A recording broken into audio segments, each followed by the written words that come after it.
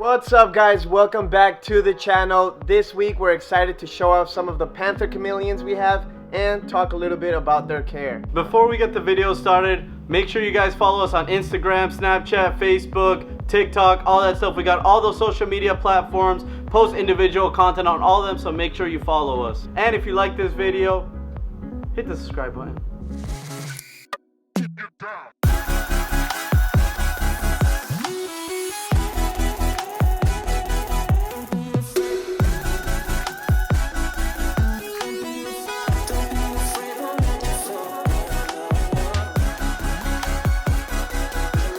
Alright guys, so the Panther Chameleon is legit the most beautiful lizard out there. These guys come in a wide variety of colors, and I don't really know why they call them the Panther Chameleons because they look nothing like a panther and they actually have really bright colors.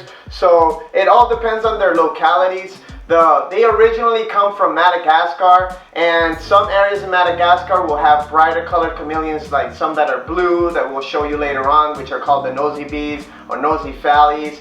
My personal favorite are the ambelobes, just like this guy. They tend to have like a green background, blue bars. They can have some red on their belly, on their throat, and on their legs. And in my opinion, these in particular are the most beautiful chameleon out there. Now, when it comes to keeping a chameleon, most of you guys are going to keep them indoors, so you're going to require a couple things. For a male Panther Chameleon, you're going to need a cage that's about 4 foot by 2 by 2. That's going to be enough space for one male. They do like to move around a lot. You'll see them throughout the day. They like to thermoregulate on their own, so they'll go to the basking spot, then they'll come down to the, the cooler side, and they like to explore a lot. They're not just going to sit still like maybe like a crested gecko or a gargoyle gecko during the day. They're going to actually use that space for the most part. So the caging requirements for a male is different than it is for a female because, guys, male Panther Chameleons and females are very easily distinguished. They're sexually dimorphic. So the males are going to have these crazy looking colors, while the females will tend to be more of like a pink coloration. They can come in purples, but nothing too crazy. They're not going to have crazy blues or reds or greens like the males. And the females do stay in a little bit smaller size, so you're not going to need as big of a cage for a female. Now for a female Panther Chameleon, you're going to use a 18 by 18 by 36. That's enough room for a female. Just keep in mind, if you're looking for a Panther Chameleon and you want all these colors, you're going to want to get a male. If you get a female, it's not going to turn out like this. So that's very important, especially if you're going to get one at a younger size, because they are, when they're smaller, they all look pretty similar. They don't develop their colors up until they're reaching sexual maturity in like 5 months, 6 months to 8 months really. So keep an eye out for that. But now chameleons, all chameleons are insectivores, and they're gonna eat a wide variety of insects, from grasshoppers to crickets to roaches, worms, all that. And it's always good to give them a good variety of food. You don't want to just feed crickets or superworms all the time. You want to make sure you give them a little bit of variety, and you also gut load the crickets or whatever insect you're feeding. That's going to provide different nutrients for the insects that are going to go directly towards your chameleon. Now, when you're keeping these guys inside, it is very important that you have the proper lighting.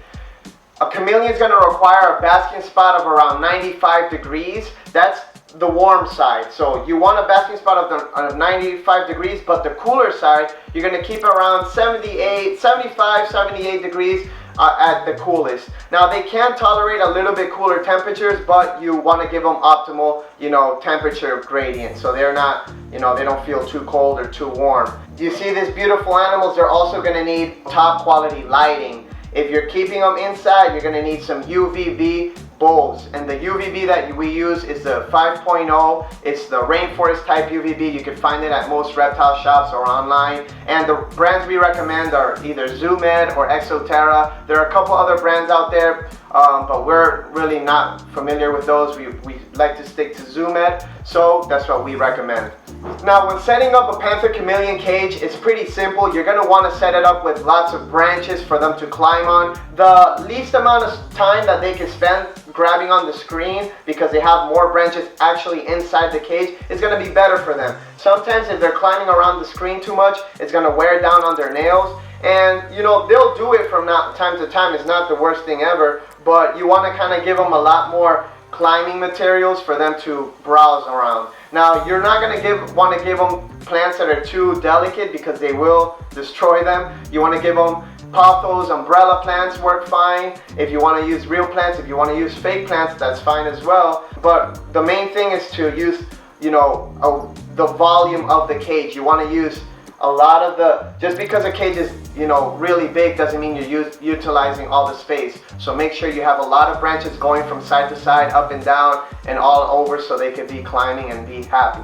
Now, it is very important. Chameleons need to stay hydrated. That's probably one of the most important things, and probably the number one killer of chameleons is dehydration. So when you keep a chameleon inside, it's very tricky to provide the proper humidity and water. What we like to do is mist them 2 or 3 times a day, sometimes for 30 seconds up to 1 minute, 2 minutes. That's very important. You also want to give them, if you can, give them some sort of dripping system here. You know, we're trying to be economical, so we use these red cups and we poke some holes in them and they drip, and we have something in the bottom here to collect the water. But there's a couple different dripper systems that you could purchase from the store or that you can make on your own. Like I was saying, chameleons drink a lot of water and they do require higher humidity. Their humidity is going to be in the 60 to 80% range. So you're going to want to make sure you're giving them a good mist every single day. Not just because sometimes they drink the water from the leaves when you mist them, but they actually need that to help them shed, to make sure their eyes are okay. And that brings me to my next point. I recommend personally, if you're keeping chameleons inside, whether it's a panther chameleon, a veiled chameleon, or whatever other chameleon you have, to put them in the shower and just let water rain on them for a couple minutes, maybe 10-15 minutes. Now, you're not going to have it blasting. You're going to have it, you know, somewhat like soft, so it's not like really hitting them too hard. But why I tell you guys to do that is because some chameleons need to clean their eyes out, and sometimes when we mist them, it's not enough time. Sometimes it takes them a little bit to actually realize, oh, this is, you know, water, I need to clean my eyes out. So when we put them on the shower, like I'll usually put a big branch in the shower and just let water rain on them. Some people call it like a rain chamber. So that's going to allow them to sit in the water, really soak up. Their skin is going to soak up a lot of that water, and they're going to start to roll their eyes. You're going to see your chameleon kind of like close its eyes and like kind of like move it around, and that's what allows these guys to keep their eyes healthy, which is very important because, as you can see, chameleons, they have a 360-degree view of the world, and that's what they use to hunt. If they can't see, they can't hunt. So you got to make sure those eyes stay pretty healthy. Now, there's a lot of different ways to provide the misting or the water that your chameleon needs. Some people have mist kings, some people have foggers. Now, the fogger is okay if you want to make the cage look cool or raise the humidity, but it's not the best for the chameleon to actually drink water. We recommend a misting system. The mist king is what we recommend best. And if you don't have the mist king, or if you can't afford it, you could also manually mist them, but you're just going to have to stay there for a little bit. And I do recommend going to Home Depot and buying those automatic misters that you just press the button and it mists, because if you're misting with a little bottle, trust me, your forearms are going to get pretty tired. So David talked about how you keep panther chameleons inside. Now, if you live in areas like South Florida or other parts of the country where you can keep them outside, this is how we do it. So it's very, very similar setup. Only difference is I really like to go with more live plants instead of fake plants, because they can grow outside, you know, and get bigger. And in the summertime, I let them overgrow, so there's a lot of shade. On the winter time, cut them back, so there's a lot of basking spots. Same thing as inside. I also have a misting system. Different kind of misting system outside, but still, you know, they still need the water, the rains. When it rains, I turn it off. They do need the heavy water to wash out their eyes, as David mentioned. Another big difference is I drill holes in the bottom of the cages. Why? So the water doesn't build up and collect, so it drips out. Also, when you're placing your chameleon cage outside, you generally want it elevated, because if you keep it on the ground ants could be an issue and other little insects that can cause harm to the animal. You also want to keep them in a shaded area. You don't want to keep them in a spot where they're just going to be 100% sunlight all day, every day. You're going to fry your panther chameleon or any chameleon that way. You want them in a spot where they're only going to get a couple hours of direct sunlight so they can bask, thermoregulate, get their heat for the day, and then they can escape the heat. So there's three big obstacles when housing these animals outside. One, as I mentioned earlier, ants. Ants will kill everything and anything they can, especially once you start throwing food like crickets in there. There's a couple ways to kind of help avoid ants. Keeping it elevated helps a lot. Also, you could put some ant venom, some other kinds of poisons out there, but just be careful when you use that. You know, be careful if you have like other dogs or animals out here, and be careful you don't get it inside the chameleon cage. Another thing, like I mentioned, is shading. They do need shade. I repeat, they cannot be in direct sunlight 24/7. They will fry and dehydrate very fast. So what we do is, if you can put them in an area that's shaded, like this area only gets direct sunlight for a couple hours, or you can put some type of plastic or wood or something on top of the cage after a few hours so they can escape the sunlight. And the last thing you really got to worry about is harsh weather. You know, when there's, in my area, we're in Florida, so we have to worry about hurricanes, so we have to be able to make sure we can take the animal and the cages inside when need be. Also, when housing the animals outside, you do got to pay attention to the weather, the temperatures. When it gets really cold out, we do want to bring them in when it's like below, when it starts getting into the 50s low. I like to bring them in for the night and then bring them outside back in the day so they can thermoregulate, warm up. Now, one of the cool things about the misting system I have, which we'll show you, it's from Home Depot, and when it rains, when it starts raining, the water starts hitting the misting system, it shuts off. So you don't have to worry about shutting it off when it's raining, so you don't have to waste water. I have our misting system going off 4 times a day for a total of 5 minutes per each misting system. Per each time. When it's in the winter time, I do like to cut it back to 1 to 2 minutes. You know, when it's cold out, I don't like to get them too wet because I'll get them even colder. Basically, the misting system, it's directly connected to our faucet outside, and it's connected by 1/4 inch black tubing, and all that tubing is run through all the cages, and at each cage there is one nozzle in each cage, and it goes off every day, 4 times a day. Panther chameleons are some of the most unique lizards in the entire animal kingdom. Why? Well, first off, their eyes. They're one of the, if not the only lizard that can completely rotate their eyes 360 degrees independently. So one eye could be looking at you guys, one eye looking at me, and then they can just keep looking at different directions. Also, their eyes are very powerful. They can even see ultraviolet rays. These guys also have incredible feet. Their feet are almost like clamps, where it's perfectly evolved to just live in the trees, just climbing on vines, on plants. And even it's funny, when these guys are even sleeping at night and you want to, let's say you want to take them out and go get a picture, they have incredible grips. And then these guys, their tongues are absolutely amazing. It's my favorite animal to watch eat. They have a tongue about 2 to 3 times their body size. These guys aren't the fastest or the strongest animals. And how do you fix that? Well, if a prey is like 10-20 inches away, they can hit it without being fast or strong. It's just their tongue shoots out like a jet, very fast, and they have a sticky tongue at the end. Boom, hits the animal, brings it back, they eat it for dinner. Panther chameleons also have a fully prehensile tail. What that means is they have full control of it, and they actually use it to support when they're walking in the branches, in the trees. Sometimes they fall, they catch themselves with their tails, and it's so strong that they couldn't pull their whole body up from that. As you can see here, I just wrap my fingers around it, instantly just starts wrapping. Just wrapping around in case it falls. It's like an extra arm. So as David mentioned earlier, these guys are insectivores, eating all kinds of different bugs. Now, when you're feeding those bugs, it is very important to supplement as well. We like to supplement with Repashy Calcium Plus, especially with the indoor chameleons. They get that almost every feeding, and with the outdoor ones, you could rotate between with D3 and without D3. But like as I mentioned before, our favorite is the Repashy Calcium Plus. It's both calcium with D3 and a multivitamin all in one. Another good supplement you could use is bee pollen, a powdered bee pollen. Since chameleons in the wild do eat a lot of flying bugs, a lot of times some of them are pollinating insects. They do have traces of bee pollen on them in the wild, so it is good to give that also on occasion.